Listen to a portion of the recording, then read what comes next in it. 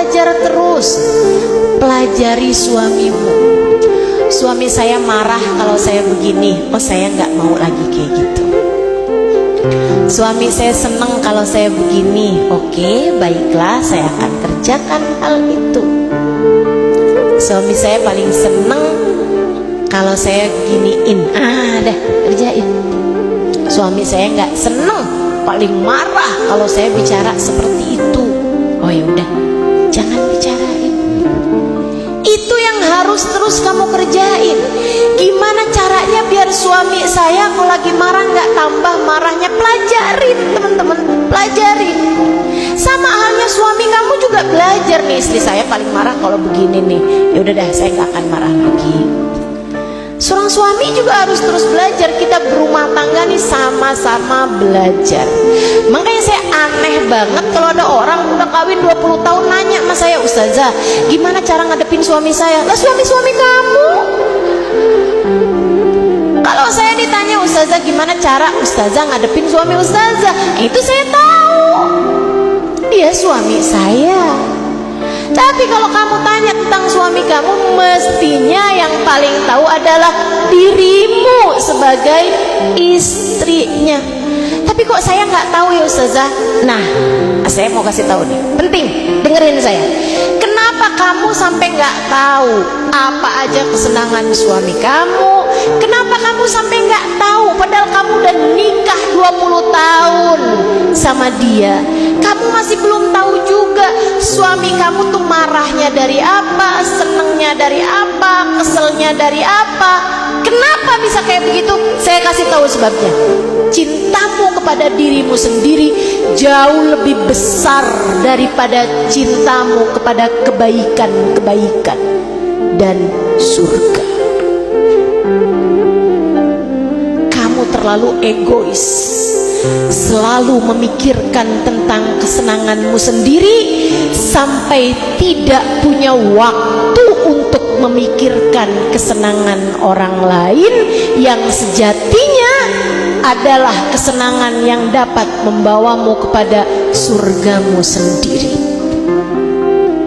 Egois, kamu egois sampai nggak tahu suamimu senengnya apa, marahnya dari apa. Kalau dia begini kamu mestinya gimana? Kamu nggak tahu ngadepin dia. Adalah karena selalu yang ada dalam pikiranmu adalah saya. Bagaimana saya ingin membahagiakan hati saya, bagaimana saya bisa mendapatkan lebih dari yang selama ini saya dapatkan. Gimana caranya biar suami saya tambah sayang sama saya.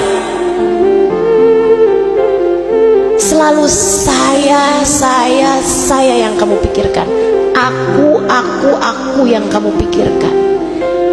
Tidakkah kamu tanyakan, adakah suami saya bahagia memiliki istri saya?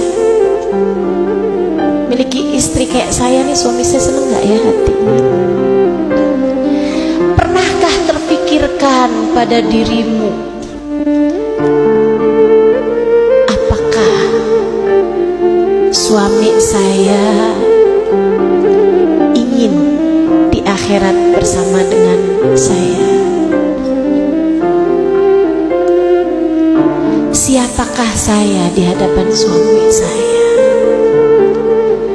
Pernahkah kamu terpikirkan perasaannya kepadamu? Bisa jadi yang kamu pikirkan selama ini hanyalah perasaanmu kepadanya. Pelajari teman-teman, pelajari. Jangan egois. Demikian pula kamu kepada anak-anakmu.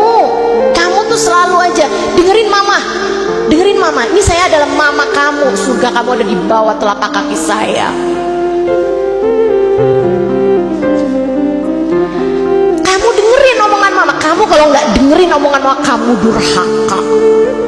Kalau anak durhaka tempatnya di neraka. Itu mulu yang diomongin anak.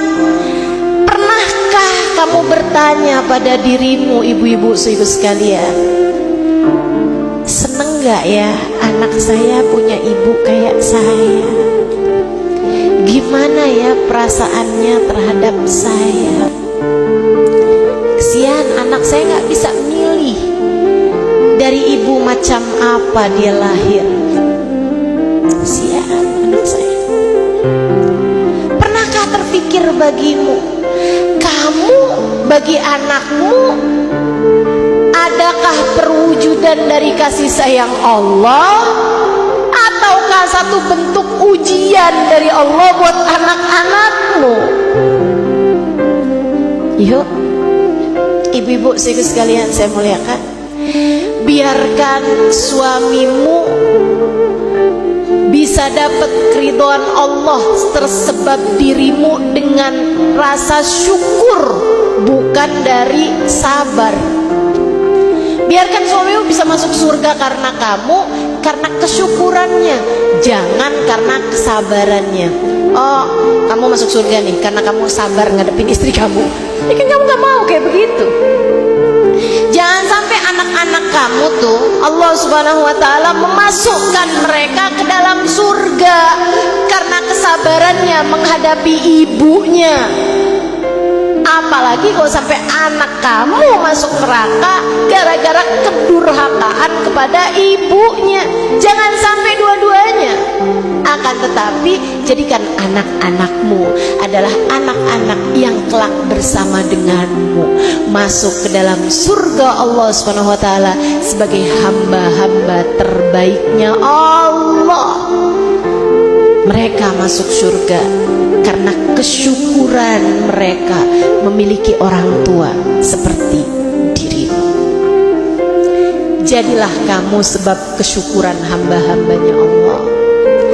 Jangan jadi penyebab kesabaran hamba-hambanya Allah. Jelas sampai sini? Yang keduanya urusan mudah kalau ditambah dengan doa. Kalau rumah tanggamu sedang bermasalah,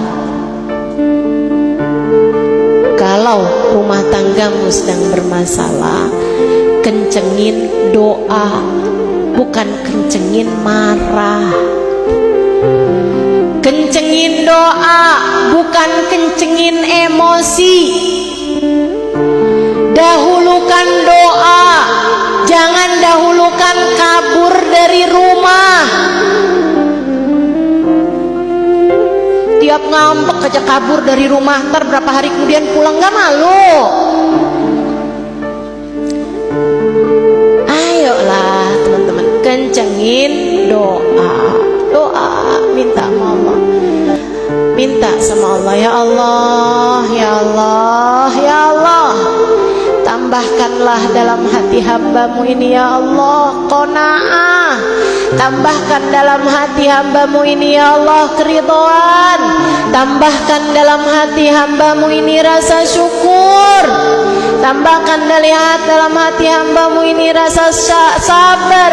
Bimbing hambamu ya Allah biar bisa menjalani kehidupan rumah tangga ini dalam cara yang baik. Bimbing suami hamba ya Allah agar dapat menjadi imam yang baik. Bimbing kami semua ya Allah agar dapat menjadikan rumah tangga ini sebagai jalan kami menuju surga. Doa, minta sama Allah, minta. Itu yang kedua. Yang ketiga, wahlul uqdatan min lisani, bagusin komunikasi. Bu, enggak semua yang kamu mau omongin kamu omongin sama suamimu. Dek, enggak semua yang kamu mau sampaikan kepada ibumu kamu sampaikan kepada ibumu. Bu, enggak semua hal-hal yang kamu mau sampaikan kepada anakmu kamu sampaikan pada anakmu. Enggak gitu, pikirin dulu. Ini saya kalau jadi anak saya kalau ngomong kayak begitu tuh dia sakit hati apa enggak ya? Kalimat apa yang akan baik untuk dia terima? Sebelum kamu ngomong sama suami kamu mikirin nih, saya kalau ngomong kayak begini saya jadi dia kayak gimana ya? Itu jauh lebih baik. Mikir dulu sebelum ngomong, mikir dulu sebelum ngomong. Kayak apa kira-kiranya nanti perasaan dia? Nabi ngajarin kita kalau sayang diomongin, kalau benci simpan dalam hati.